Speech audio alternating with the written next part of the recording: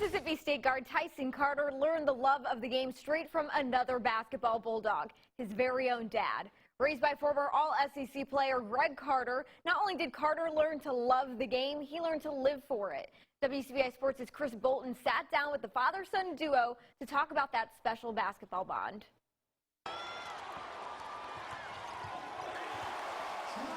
Growing up, did you always see yourself going to Mississippi State? Was this the goal to follow in his footsteps and go to Mississippi State as well?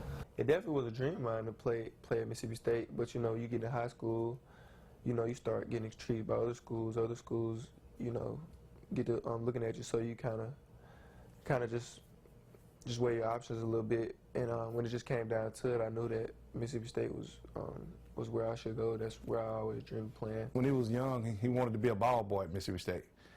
So once he got old enough, you know, we let him be a ball boy. And when the teams would leave the floor after pregame warm-ups, they would leave the floor, he would always go out and shoot. And then, you know, I remember one game, he made 4 or 5 3-pointers in a row, and he got the crowd into it. You know, he had the whole crowd cheering for him every time he made one. You know, and him playing at Mississippi State brought back memories like that. But, you know, I don't really consider him, you know, following in my footsteps. You know, once he got there, you know, he kind of blazed his own path through Mississippi State. You know, he set his own footsteps. Y'all are the first father-son duo in the SEC to have 1,000 career points each. Just tell me, you know, what does that mean to you for y'all to make that accomplishment? When he signed with Mississippi State, I kind of figured he would pass my point total. And I've been looking forward to it for a long time. I really didn't know how close he was until this season started.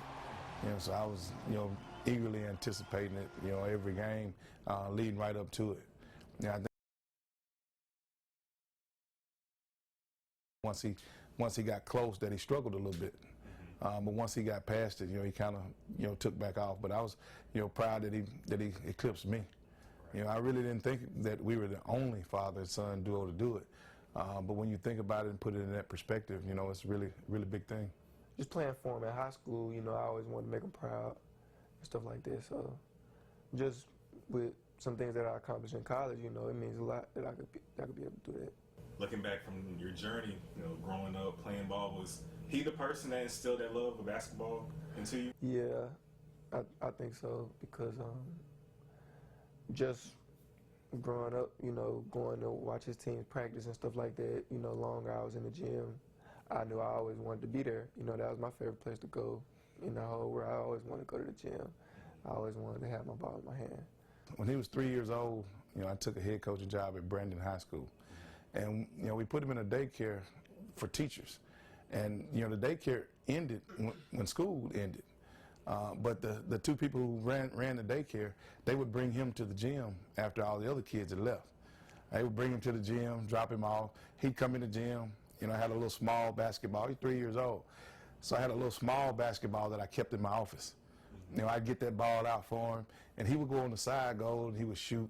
He could barely get it up to the rim, but he would shoot, he'd dribble, he'd run up and down the court. He'd get tired, he'd go up in the bleachers. I'd look up in the bleachers, he'd be asleep. You know, he'd wake up, he'd come back down on the court, you know, he'd go back to shooting and playing. So he's really been in the gym since he was 3 years old.